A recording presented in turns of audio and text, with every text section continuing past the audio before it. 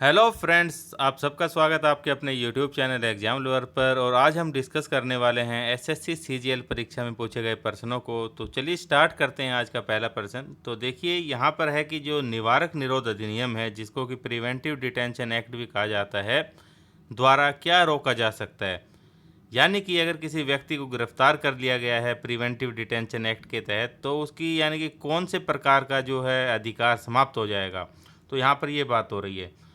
तो देखिए, अगर किसी व्यक्ति को गिरफ्तार कर लिया गया या फिर वो नज़रबंद हो गया, तो कौन सा उसका अधिकार समाप्त हो जाता है, यानी कि उसकी स्वतंत्रता समाप्त हो जाती है, आज़ादी समाप्त हो जाती है। तो यहाँ पर आंसर क्या बनेगा, एक बन गया ऑप्शन यहाँ पर। ठीक है, राइट आंसर, आज़ादी का हक उसका समाप्त हो जाएगा। अब ये जो प्रिवेंटिव डिटेक्शन एक्ट है, ये संविधान के अंदर कहाँ दिया गया है। देखिए जो आर्टिकल है यानी कि 22, जो आर्टिकल 22(3) है, तो 22(3) के अंदर ये जिक्र किया गया है इसका, प्रिवेंटिव डिटेंशन एक्ट का। और आप जानते हैं कि देखिए संविधान का जो भाग है, भाग 3, आर्टिकल 12 से 35 तक, उसके अंदर क्या बताया गया है, किसी यानी कि हमारे फंडामेंटल राइट्स का जिक्र किया गया है। ठीक है, तो इसी प्रकार जो आर्टिकल 22 है, उसके अंदर कुछ ऐसी शर्तें दी गई है कि जिससे किसी व्यक्ति को गिरफ्तारी या फिर जो नज़रबंद किया जाता है, उसके खिलाफ उसको संरक्षण मिल सके। जैसे कि यानी कि वो अपने पसंद का वकील कर सकता है। इसके अलावा अगर किसी व्यक्ति को गिरफ्तार कर लिया गया है, तो 24 घंटे के अंदर ही उसको मजिस्ट्रेट के सामने प्रस्तुत करना होता है। ठीक है, लेकिन यहीं पर एक सब क्लॉज जोड़ दिया गया है 22(3). इसके तहत कहा गया है कि अगर किसी व्यक्ति को प्रिवेंटिव डिटेंशन एक्ट के तहत गिरफ्तार किया जाता है, तो ये 22(1) और 22(2) जो भी बताए हैं, ये इनका फ़ायदा नहीं मिलेगा। 22(1) में क्या लिखा गया है, इसमें लिखा गया है कि उसको अपने पसंद का वकील करने का अधिकार, और 22(2) में लिखा गया है कि 24 घंटे के अंदर मजिस्ट्रेट के सामने प्रस्तुत करना होगा। तो इन दोनों चीज़ों का फ़ायदा नहीं मिलेगा।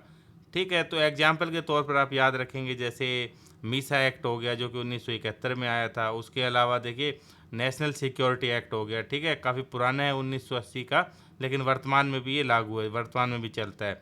इसके अलावा टाडा जो कि 1985 में आया था, और पोटा 2002 का है।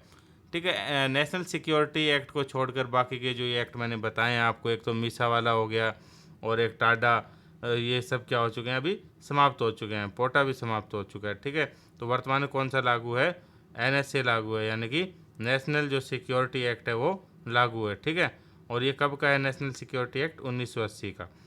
बढ़ते हैं आगे, देखते हैं हमारा आज का दूसरा क्वेश्चन क्या है। तो देखिए यहाँ पर बात हो रही है कि एक टर्म दी गई है आपको, ऑर्निथोफिली। तो ये ऑर्निथोफिली है वो किसके द्वारा होती है। तो सबसे पहले तो देखिए जो ये वर्ड यहाँ पर दिया गया है, ऑर्निथो, तो ऑर्निथो जो है उसका संबंध किससे होता है। कहीं पर भी आप लिखा देखें ऑर्निथो, तो ऑर्निथो का मतलब क्या है कि पक्षी से संबंधित होता है। ठीक है, कहीं पर भी पक्षी की बात आ गई तो किसका मतलब क्या है, ऑर्निथो लिखा जाएगा वहाँ पर। ठीक है, जैसे कि ऑर्निथोलॉजी, ऑर्निथोलॉजी क्या है, यानी कि पक्षियों का अध्ययन, स्टडी ऑफ बर्ड्स। तो ये जूलॉजी की एक ब्रांच हो गई। लेकिन यहाँ पर क्या लिखा गया है, ऑर्निथोफिली। तो फिली का मतलब क्या है, जो पोलिनेशन होता है ना प्लांट के अंदर, रिप्रोडक्शन की एक प्रक्रिया है जिसको कि क्या बोलते हैं, परागण भी कहा जाता है। तो जो पोलिनेशन का जो काम है वो अगर पक्षियों के द्वारा किया जाए तो उस चीज़ को क्या बोलते हैं, ऑर्निथोफिली। तो ऑप्शन क्या बन जाएगा यहाँ पर, ऑर्निथोफिली किसके द्वारा होता है, पक्षियों के द्वारा। ठीक है, तो पक्षी राइट आंसर हो गया। अब पोलिनेशन के अंदर क्या होता है कि देखिए जो मेल प्लांट होते हैं ना, जैसे यहाँ पर ये तो दो प्लांट हो गए। ठीक है, ये प्लांट है और एक यहाँ एक प्लांट है। तो अब देखिए ये जो प्लांट है ये तो मेल प्लांट हो गया यहाँ पर, और ये प्लांट है ये फीमेल प्लांट हो गया। अब इस मेल प्लांट के जो फ्लावर के ऊपर जो पोलन लगे होते हैं ना, पोलन रिप्रोडक्शन होता है इसके अंदर, यानी कि जब फ्लावर से फ्रूट बनता है, यानी वो प्रोसेस हो गया। तो यहाँ पर जो पोलन लगे हुए हैं, वो पोलन जो है वो इस फीमेल यानी कि जो फ्लावर है, यहाँ तक देखिए कई तरीक़ों से पहुँच सकते हैं। ठीक है, अगर हवा चली उसके माध्यम से भी यहाँ पर पहुँच सकता है। इसके अलावा देखिए आपको पता है कि सबसे ज़्यादा जो बटरफ्लाई होती है वो जैसे इस फूल पर बैठे उसके बाद यहाँ बैठ गई तो डायरेक्ट पोलन इधर उधर चले गए। लेकिन अगर यही कार्य किसके द्वारा, पक्षी के द्वारा किया जाएगा, तो इस चीज़ को क्या बोलेंगे, ऑर्निथोफिली के नाम से जाना जाएगा। तो ठीक है, समझ गए ऑर्निथोफिली क्या है। अगर पॉलिनेशन बर्ड्स के द्वारा करवाया जाए तो उस पर प्रोसेस को क्या बोलते हैं, ऑर्निथोफिली। चलिए बढ़ते हैं आगे। देखिए यहाँ पर एक बार पक्षी से संबंधित और बातें बता देता हूँ। जैसे कि भारत के अंदर बर्ड मैन ऑफ इंडिया किसको कहा जाता है, ठीक है। बर्ड मैन ऑफ इंडिया कौन है? बर्ड मैन ऑफ इंडिया कहा जाता है कि आपने सुना होगा उनके बारे में, डॉक्टर सलीम अली, ठीक है। बहुत बड़े ऑर्निथोलॉजिस्ट थे, यानी कि पक्षी विज्ञानी थे। तो उनको क्या कहा जाता है? उनको कहा जाता है यानी कि बर्ड मैन ऑफ इंडिया, ठीक है। और इनके नाम पर आप देखेंगे कि दो, यानी कि एक तो वाइल्ड लाइफ सेंचुरी हो गई और उसके अलावा एक पक्षी अभ्यारण्य है, ये स्थापित किया गया। जैसे कि एक का तो नाम है कि doctor Salim Ali bird sanctuary. तो सलीम अली जो बर्ड सेंचुरी है, आप ध्यान रखेंगे, बर्ड सेंचुरी जो है वो कहाँ पर है? वो है गोवा के अंदर हो गई, ठीक है। इसके अलावा देखिए सलीम अली नेशनल पार्क भी है। अगर सलीम अली नेशनल पार्क का पूछा जाए तो ये कहाँ पर है? ये श्रीनगर में है, ठीक है। दोनों अलग अलग चीज़ें हैं, तो ये आप लोग ध्यान रखेंगे। बढ़ते हैं आगे और देखते हैं कि हमारा नेक्स्ट क्वेश्चन क्या है। तो देखिए कि यहाँ पर बात हो रही है गौतम बुद्ध के बारे में, कि गौतम बुद्ध कौन से गणराज्य से थे, ठीक है। अब गौतम बुद्ध का जन्म आप जानते हैं कि कब हुआ था? 563 ईसा पूर्व उनका जन्म हुआ था। अब देखिए जन्म जब हुआ था इनका, तो जो उस समय के अंदर जो भारत था ना, उसको कितने भागों में, 16 महाजनपद के अंदर बटा हुआ था। तो 16 तो महाजनपद हो गए। उसके अलावा अगर बात करें तो देखिए 10 गणराज्यों के अंदर विभाजित किया गया था, ठीक है। कोई भी राजा रहा होगा उस टाइम, तो वो क्या किया गया था? 10 गणराज्य के अंदर विभक्त था। तो जहाँ पर इनका जन्म हुआ था गौतम बुद्ध का, कहाँ पर हुआ था? वो पता है, लुम्बिनी नाम की जगह, वहाँ पर हुआ था। तो जो लुम्बिनी क्षेत्र है वो कहाँ पर आया करता था? वो आया करता था शाक्य गणराज्य के अंदर, ठीक है। तो किसका भाग था लुम्बिनी? शाक्य गणराज्य का। तो इसका आंसर क्या बन जाएगा? 2, शाक्य, ठीक है, ये राइट आंसर होगा। इसके अलावा गौतम बुद्ध के बारे में आप ध्यान रखेंगे कि जो जन्म इनका मैंने आपको बता दिया 563 ईसा पूर्व में हुआ था। और अगर पूछ लिया जाए कि इनका जो जन्म है वो किस परिवार के अंदर हुआ था, यानी कि किस कुल के अंदर हुआ था, तो किसके अंदर हुआ था? यानी कि उसको बोलते हैं शाका क्षत्रिय के नाम से जाना जाता है, ठीक है। क्षत्रिय तो था ही, लेकिन कौन से प्रकार के थे? शाका क्षत्रिय जो है कुल, उसके अंदर इसका जन्म हुआ था गौतम बुद्ध का।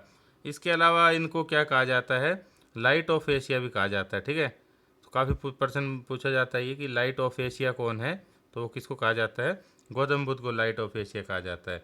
इसके द्वारा ये देखिए, जो गौतम बुद्ध ने अपना प्रथम उपदेश कहाँ पर दिया था? सारनाथ के अंदर दिया था, ठीक है। ये कुछ इंपॉर्टेंट है इनके बारे में, आप याद रखेंगे। बढ़ते हैं आगे और देखिए प्रश्न संख्या 4। यहाँ पर आपको 4 एग्जाम्पल दिए गए हैं और बताना है कि इसके अंदर से कौन सा जो है आग्नेय शैल नहीं है। अब देखिए आग्नेय चट्टान कौन सी है, कि देखिए जब पृथ्वी का निर्माण हुआ था, जब पृथ्वी थी तो क्या थी? स्टार्टिंग में पूरी तरह से जल रही थी, यानी कि पूरी तरह से गर्म थी, यानी कि आग का गोला थी, सूरज की तरह से। जैसे आज हम सूर्य को देखते हैं तो पृथ्वी इसी तरह से हुआ करती थी। बाद में क्या हुआ? धीरे धीरे पृथ्वी ठंडी होनी प्रारंभ हुई। जब पृथ्वी ठंडी होनी प्रारंभ हुई तो जैसे ये जो पिघला हुआ मैग्मा था, जो कि पूरी तरह से गर्म रहा करता था, वो धीरे धीरे जमने लगा और यानी कि क्रस्ट का निर्माण हो गया, ठीक है। जब वो ठंडा हुआ तो जो लावा था उससे पृथ्वी की बाहरी परत, जिसको कि क्रस्ट बोलते हैं, उसका निर्माण हुआ। अब देखिए क्रस्ट क्या है? क्रस्ट से ही जो चट्टान बनी थी ना, उसको ही क्या बोलते हैं? आग्नेय चट्टान कहा जाता है, ठीक है। तो ये सबसे पहले बनी थी, इसलिए इसको प्राथमिक चट्टान भी कहा जाता है। अब प्राथमिक चट्टान कह दिया, उसके बाद समय बीतता गया, उसके अंदर बाद क्या होगी? जो चट्टान है ये यहाँ से टूट फूट शुरू हुई चट्टान की, और ये टूट कर इसके जो कण थे और कहीं जमा होने शुरू हुए, उससे दूसरे प्रकार की चट्टान बनने लगी। तो इसको क्या बोल देते हैं? इसको यानी कि अवसादित चट्टान या फिर सेडिमेंट्री रॉक भी कहा जाता है, ठीक है, या रूपांतरित चट्टान भी बोल देते हैं। यानी जो पहले जो चट्टान बनी थी सबसे पहले, वो तो कौन सी हो गई? प्राइमरी चट्टान या फिर आग्नेय चट्टान। इसके टूट फोट से जो बनी उसको क्या बोलते हैं? अवसादी चट्टान, रूपांतरित चट्टान, ठीक है, या सेकेंडरी टाइप की रॉक्स हो गई। तो ये हो गया। अब जो आग्नेय शैल है उसके देखिए कुछ एग्जाम्पल है, जैसे कि एक तो ग्रेफाइट हो गया, उसके अलावा देखिए बेसाल्ट है। अब जो देखिए मैं लिख देता हूँ, जो आग्नेय चट्टान है उसके एग्जाम्पल क्या क्या है? एक तो ग्रेनाइट हो गया, ठीक है, एक हो गया बेसाल्ट हो गया, उसके अलावा देखिए ग्रेबो है, ठीक है, ग्रेबो हो गया। उसके बाद ऑप्सीडियन, ऑप्सीडियन हो गया। उसके बाद है डोलोराइट है, ठीक है, डोलोराइट है, डोलोमाइट नहीं है, डोलोराइट, डोलोराइट हो गया। उसके बाद है पिच स्टोन, ठीक है, पिच स्टोन हो गया उसके बाद। तो ये किसके प्रकार हैं, ये आग्नेय शैल के प्रकार हैं। तो आप देख लीजिए कि यहाँ पर कौन सा नहीं है। तो देखिए ग्रेबो, ग्रेबो हो गया, ठीक है, बेसाल्ट भी हो गया, उसके बाद ग्रेनाइट भी हो गया, डोलोमाइट नहीं है, ठीक है। यहाँ पर क्या है, डोलोराइट है, तो यहाँ पर क्या है, डोलोमाइट। तो ऑप्शन क्या होगा कि आग्नेय शैल कौन सी नहीं है, डोलोमाइट आग्नेय शैल नहीं है। ये क्या है, ये सेडिमेंट्री रॉक है, ठीक है, यानी कि अवसादी चट्टान है। अब ये इसके अलावा देखिए जो ग्रेबो लिखा गया है, नहीं ग्रेबो नहीं, बेसाल्ट जो लिखा गया है, बेसाल्ट क्या है, ये लावा से निर्मित चट्टान है, ठीक है। जैसे लावा कहीं से निकला गरम गरम, जब वो ठंडा हुआ तो कौन सी चट्टान बन गई। अगर बेसिक टाइप का लावा है तो बेसाल्ट चट्टानें बन गई, ठीक है। उसके अलावा देखिए ये पिच स्टोन लिखा हुआ है, ये भी क्या है, लावा से निर्मित चट्टानें हैं, ठीक है। यानी कि ये जो वैसे तो प्राइमरी जो चट्टान, आग्नेय चट्टान बता रहा हूँ, वो भी क्या थी, लावा से निर्मित थी। लेकिन इनका जो लावा यानी कि अभी भी निर्मित हो सकती है, ठीक है। कहीं पर ज्वालामुखी निकला या कहीं पर लावा निकला ठंडा हुआ तो इन चट्टानों का निर्माण हो सकता है। इसके अलावा देखिए ये और क्या है कि एक डोलोमाइट जो है, डोलोमाइट यहाँ पर जो लिखा गया है, जो कि इसका आंसर था, डोलोमाइट क्या है, जो ये अयक्स यानी कि बॉक्साइड का क्या है, बॉक्साइड की ओर है ये, ठीक है। अयक्स होगी किसकी, बॉक्साइड की। तो ये आप ध्यान रखेंगे। बढ़ते हैं आगे। डोलोमाइट नहीं, ये बॉक्साइड की ओर नहीं है, ये किसकी है, मैग्नीशियम की ओर है, ठीक है, मैग्नीशियम की ओर है, ये आप याद रखेंगे। डोलोमाइट जो है वो किसकी ओर है, डोलोमाइट ये है मैग्नीशियम, मैग्नीशियम की ओर है। बढ़ते हैं आगे, देखिए क्वेश्चन नंबर 5 कि निम्नलिखित में से कौन सा जो विटामिन है वो कैल्शियम के अवशोषण में सहयोग करता है। बता सकते हैं आप कि जो विटामिन डी है, देखिए वो कैल्शियम से क्या है, डायरेक्ट लिंक करता है। तो ऑप्शन क्या हो जाएगा, विटामिन डी, ठीक है। विटामिन डी रहेगा बॉडी में तो क्या होगा, कैल्शियम का अवशोषण हो पाएगा। तो ये इसका आंसर हो गया। इसके अलावा देखिए ऑप्शन के हिसाब से अब देखते हैं कि सबसे पहले क्या दिया गया है यहाँ पर, विटामिन ए, ठीक है। तो विटामिन ए के बारे में आप सब लोग जानते हैं कि इसका जो केमिकल नेम है वो क्या है, रेटिनॉल इसका नाम हो गया, ठीक है। केमिकल नेम क्या है, रेटिनॉल हो गया। और इसकी अगर कमी हो जाए तो कौन से रोग हो जाते हैं, एक तो नाइट ब्लाइंडनेस हो गया, उसके अलावा जीरोप्थेल्मिया भी हो जाता है इसकी कमी की वजह से, ठीक है। दोनों आँख के रोग है, नाइट ब्लाइंडनेस रात को नहीं दिखाई देता, और जीरोप्थेल्मिया भी क्या है कि ये आँख से संबंधित रोग है, आप ध्यान रखेंगे। उसके बाद बढ़ते हैं आगे। उसके बाद देखिए विटामिन बी, विटामिन बी जो है वो क्या है, कई प्रकार का पाया जाता है, जैसे कि विटामिन बी 1 हो सकता है, B 2, B 3, B 5, B 6, B 7, B 12, इन रूपों के अंदर पाया जाता है। तो काफ़ी वैरायटी होगी, तो इसलिए विटामिन बी को क्या बोलते हैं, विटामिन बी कॉम्प्लेक्स, कॉम्प्लेक्स के नाम से भी जाना जाता है। और इसके अलावा देखिए जैसे कि जो कॉमन नेम क्या होगा, थायमिन भी इसको बोल देते हैं, ठीक है, थायमिन, थायमिन इसको कह दिया जाता है। वैसे तो हर एक का नाम अलग अलग मिलेगा, पर कॉमनली जो पूछा जाता है। उसके अलावा विटामिन बी की कमी से कौन से रोग हो जाते हैं, दुनिया भर के रोगों की वैरायटी है, लेकिन परीक्षा में ज़्यादातर कौन सा रोग आता है कि बेरी बेरी रोग किसकी कमी से हो जाता है, विटामिन बी की कमी से हो जाता है। तो ये हो गया। इसके अलावा देखिए विटामिन सी दिया गया है। विटामिन सी क्या है, आपको पता है कि जो खट्टी चीज़ें होती है जैसे कि संतरा, नींबू, या कोई भी अमरूद हो गए, तो इनसे ये प्राप्त होगा, ठीक है। तो विटामिन सी का जो केमिकल नेम हो गया उसको क्या बोलते हैं, एस्कॉर्बिक, एस्कॉर्बिक एसिड इसका केमिकल नेम हो गया, और खट्टी चीज़ों से ये प्राप्त होगा। अगर इसकी कमी हो जाए बॉडी के अंदर क्या होगा, एक मसूड़ों से संबंधित रोग हो जाता है, यानी कि मसूड़ों को जैसे गल से जाते हैं मसूड़े, तो वो कौन सा रोग होता है, स्कर्वी, ठीक है। तो यानी पूछिए आपसे स्कर्वी रोग किससे संबंधित है, ये मसूड़ों से संबंधित और किसकी कमी से होता है, विटामिन सी की कमी से। बढ़ते हैं आगे। तो ये हो गया इन विटामिन के बारे में। उसके अलावा देखिए एक विटामिन डी भी बच गया आपका। विटामिन डी के बारे में बता देता हूँ कि ये आपको पता है कि सबसे ज़्यादा तो किससे प्राप्त होता है, सूर्य की रोशनी से। अब देखिए सूर्य की जब रोशनी के अंदर व्यक्ति जाता है तो उसकी जो त्वचा होती है ना, उसके ऊपर क्या होता है, जैसे ये स्किन होगी, ठीक है, ये क्या है, किसी पर्सन की स्किन है, वो धूप के अंदर गया तो जो सन से जो अल्ट्रा वायलेट रेज आ रही है ना, यूवी रेज, वो स्किन रिसीव करती है, ठीक है। फिर क्या होता है कि शरीर के अंदर विटामिन डी का निर्माण प्रारंभ होता है। तो इस तरह से ये मिलता है। अगर इसकी कमी हो जाए विटामिन डी की तो क्या होगा कि पैर उसके यानी कि उसकी पैरों की हड्डियाँ टेढ़ी हो जाएगी, जिसको क्या बोल सकते हैं, रिकेट्स कहा जाता है, ठीक है, रिकेट्स। इसके अलावा ओस्टोमेलेशिया भी होता है, ठीक है, ये भी हड्डियों का रोग है ओस्टोमेलेशिया। तो ये इससे रोग हो जाते हैं, कौन कौन से, रिकेट्स और ओस्टोमेलेशिया। बढ़ते हैं आगे, देखते हैं क्वेश्चन नंबर 6। यहाँ पर बात हो रही है सूर्य की, और आपसे पूछा जा रहा है कि जो सूर्य की जो सबसे बाहरी परत है उसको क्या कहते हैं। ठीक है, तो सूरज देखिए क्या है कि एक गैस का, भाई गैसीय गोला है, ठीक है, गैस का पिंड है जो कि बहुत ज़्यादा गर्म है, ये सूरज हो गया। अगर बात करें इसकी कंपोजिशन की तो देखिए इसमें 71% तो क्या है, इसके अंदर हाइड्रोजन हो गई 71%। उसके अलावा देखिए 26.5% क्या है इसके अंदर, हीलियम गैस है। ठीक है, बाकी का बचा 2.5% क्या है, कोई अन्य तत्व, अन्य गैसें हो गई जो भी वातावरण में है। ठीक है, और ये क्या है, बहुत ज़्यादा गर्म है। अगर बात करें जैसे ये अर्थ है तो इसकी दूरी की बात करें कि अर्थ से कितनी दूर है ये यहाँ पर, तो ये 149.8 मिलियन किलोमीटर ये दूर हो गया पृथ्वी से। ठीक है, तो ये तो होगी सूरज के बारे में कॉमन सी बात। अब देखिए जो सूरज की जो सतह है ना, जो सूरज जिस पृथ्वी की सतह होती है वैसे ही जो सूरज की सतह है, तो उसको क्या बोलते हैं, उस सतह को प्रकाश मंडल कहा जाता है। ठीक है, प्रकाश मंडल बोलते हैं सतह को। तो ये देखिए यहाँ पर बाहरी परत पूछ रहा है, तो इसका मतलब क्या है, प्रकाश मंडल नहीं होगा ऑप्शन। ठीक है, उसके बाद देखिए स्थल मंडल, ये तो पृथ्वी से संबंधित होगा, ये नहीं होगा। अब 2 बचे। अब उसके बाद देखिए जो प्रकाश मंडल है ये क्या है, पूरी तरह से प्रकाश से जगमगाता हुआ भाग है सूरज का। अब ये प्रकाश मंडल जैसे आगे गया तो इसके जो प्रकाश मंडल चारों तरफ फैला हुआ ना, इसके जो किनारे हैं वो इतने प्रकाशमान नहीं है। ठीक है, वहाँ तक प्रकाश क्या है, पहुँच नहीं पाता। जो सूरज का जो वायुमंडल है वो क्या करता है, यानी कि प्रकाश को अवशोषित कर लेता है, किनारों तक आने नहीं देता वहाँ तक। तो इसके जो किनारे हो गए, तो किनारों को क्या कहा जाता है, उसको बोलते हैं वर्ण मंडल बोलते हैं। ठीक है, वर्ण मंडल, और यही क्या है, किनारे की बात हो रही है तो इसका मतलब ये सबसे बाहरी भाग है। ठीक है, तो इसका आंसर क्या हो गया, वर्ण मंडल हो गया। और देखिए इसके बाद है लास्ट ऑप्शन कोरोना।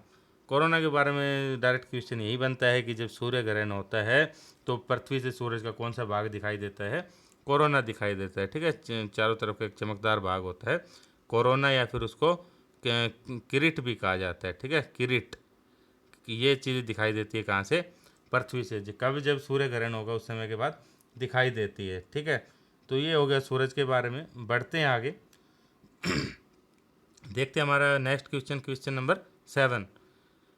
यहाँ पर देखिए 1909 की बात हो रही है कि 1909 में क्रांतिकारियों की एक गुप्त संस्था थी जिसका कि नाम क्या था, अभिनव भारत।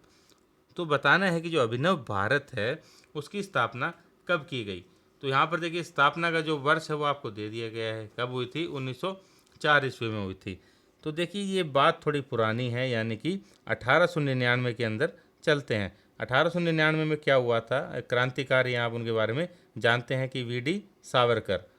तो वीडी सावरकर ने क्या किया था, एक संस्था की स्थापना की थी जिसका कि नाम क्या था, मित्र मेला नाम था। ठीक है, ये क्या था, एक क्रांतिकारी संगठन था, क्रांतिकारी युवा वगैरह इसमें हुआ करते थे। तो बाद में चलकर यही संस्था है ना जो मित्र मेला, ये चलकर 1904 में क्या हुआ था कि ये किस नाम से बन गई थी, इसका नाम हो गया था अभिनव भारत। ठीक है, अभिनव भारत। तो अभिनव भारत का एक पुराना नाम क्या था, मित्र मेला। तो क्वेश्चन क्या होगा, इसकी स्थापना किसके द्वारा की गई थी, वीर दामोदर सावरकर, यानी कि वीडी सावरकर। वीडी सावरकर से एक महत्वपूर्ण प्रश्न और भी बनता है कि देखिए इन्होंने क्या किया था कि 1857 की जो क्रांति है ना उसके ऊपर एक पहली किताब लिखी थी जिसका कि नाम क्या था, 1857 का स्वतंत्रता समर। अब पहला मतलब इस सेंस में कि इन्होंने क्या बताया था इस क्रांति को, जो 1857 की क्रांति है इसको, यानी कि और जो लेखक है उन्होंने तो क्या बताया था, किसी ने सैन्य विद्रोह बताया था, किसी ने राष्ट्रीय विद्रोह बताया था, लेकिन वीडी सावरकर ने क्या बताया था कि ये क्या है, भारत का पहला स्वतंत्रता समर था, यानी कि स्वतंत्रता के लिए की गई लड़ाई थी। तो पुस्तक का क्या नाम बताया मैंने, 1857 का स्वतंत्रता समर। ठीक है, ये आप ध्यान रखेंगे। और देखिए जो मित्र मेला या फिर इसकी अभिनव भारत की स्थापना कहाँ पर की गई थी, ये की गई थी नासिक वाले क्षेत्र से संबंधित है। ठीक है, नासिक महाराष्ट्र के अंदर है, वहाँ पर इसकी स्थापना हुई थी। और देखिए ये जो संस्था है ना अभिनव भारत, ये किससे प्रभावित थी, ये इटली के अंदर एक संस्था हुआ करती थी जिसका कि नाम क्या था, तरुण मैजिनी। इसका नाम क्या था, एक मिनट रुकिए, तरुण इटली नाम था। ठीक है, इटली मैजिनी ने तो क्या किया था, इसकी स्थापना की थी। ठीक है, तरुण इटली थी और इसका संस्थापक कौन था, मैजिनी। ठीक है, और इसी की तर्ज पर यानी कि इसी से प्रभावित होकर वीडी सावरकर ने क्या किया था, अभिनव भारत की स्थापना की थी। और मैजिनी के ये क्या थे, बहुत बड़े प्रशंसक थे वीडी सावरकर। तो क्या किया है, मैजिनी की आत्मकथा भी लिखी है इन्होंने। ठीक है, मैजिनी की आत्मकथा किसने लिखी है, वीडी सावरकर ने। तो ये हो गया इस क्वेश्चन का आंसर, क्या हो गया, वीडी सावरकर। अन्य ऑप्शन भी देख लेते हैं, जहाँ जैसे कि जो पहला ऑप्शन दिया गया है दामोदर चापेकर। अब दामोदर चापेकर देखिए ये क्या थे, दो भाई हुआ करते थे जिसका कि नाम क्या था, चापेकर बंधु। ठीक है, चापेकर बंधु। तो एक का नाम क्या था, ये तो दामोदर हो गया जो कि यहाँ पर लिखा गया है, दामोदर चापेकर। और दूसरा क्या था, वासुदेव चापेकर। ठीक है, ये दोनों भाई हैं। तो इन्होंने क्या किया था, 1897 ईस्वी के अंदर, यानी कि दो प्लेग अधिकारी थे, यानी कि प्लेग जो फैल गया था ना उस टाइम के अंदर, क्या था, महाराष्ट्र वाले क्षेत्र में प्लेग फैल गया था। तो प्लेग के यानी कि उसके प्लेग को देख रेख के लिए दो अधिकारी नियुक्त किए गए थे, जिनको कि प्लेग कमिश्नर कहा जाता था उस समय के अंदर। ठीक है, एक का नाम तो क्या था, रेंड था, और एक था आयर्स्ट। तो इन दोनों को नियुक्त किया गया था। तो ये जो जब इनको नियुक्त किया गया, जब ये जाकर यानी कि प्लेग की जांच करते थे, तो उन दौरान इनकी काफ़ी शिकायत आने लगी कि दोनों क्या करते हैं, महिलाओं से छेड़खानी करते हैं। तो ये जो चापेकर बंधु है ना, इन्होंने क्या किया था 1897 ईस्वी में, जो ये प्लेग कमिश्नर हो गए रेंड और आयर्स की गोली मारकर हत्या कर दी थी। ठीक है, इनकी हत्या हो गई। और ये इस हत्या के बारे में आप याद रखेंगे कि भारतीय इतिहास की पहली क्या है, राजनीतिक हत्या थी ये। ठीक है, उसके बाद इन दोनों को क्या किया गया था भाई, चापेकर बंधुओं को फांसी की सज़ा दे दी गई थी। ठीक है, उसके अलावा ये दोनों भी बता देता हूँ फटाफट से, प्रफुल्ल चाकी और खुदीराम बोस। ठीक है, अब देखिए प्रफुल्ल चाकी और जो खुदीराम बोस है, इनका जो संबंध है वो किससे है, ये है मुजफ्फर। ठीक है, मुजफ्फर जो है षड्यंत्र था एक, मुजफ्फर षड्यंत्र ये कब का था, 1908 ईस्वी का था। तो इस षड्यंत्र के अंदर क्या हुआ था कि देखिए कि न्यायाधीश था जिसका कि नाम क्या था, किंग्सफोर्ड नाम था। ठीक है, तो इन्होंने क्या किया था, किंग्सफोर्ड के ऊपर बम फेंक दिया था। अब ये किंग्सफोर्ड जो है ये तो बच गया था, लेकिन एक महिला थी जिसका कि नाम क्या था, कैनेडी नाम था, और प्लस में उनकी डॉटर थी। तो ये दोनों मारी गई थी। तो इसलिए इसको क्या बोल देते हैं, कैनेडी हत्याकांड भी कहा जाता है। ठीक है, किसको कहा जाता है, जो मुजफ्फर षड्यंत्र केस है उसको कैनेडी हत्याकांड भी कहा जाता है।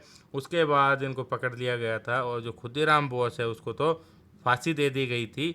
और बाकी देखिए जो प्रफुल्ल चंद चाकी है, ये यानी कि भाग गए थे वैसे तो, लेकिन किसी से यानी जो कोतवाल है उसने पहचान लिया था, तो बाद में प्रफुल्ल चंद चाकी ने खुद को गोली मार ली थी। तो इस तरह से इन दोनों को यानी कि ये शहीद हुए।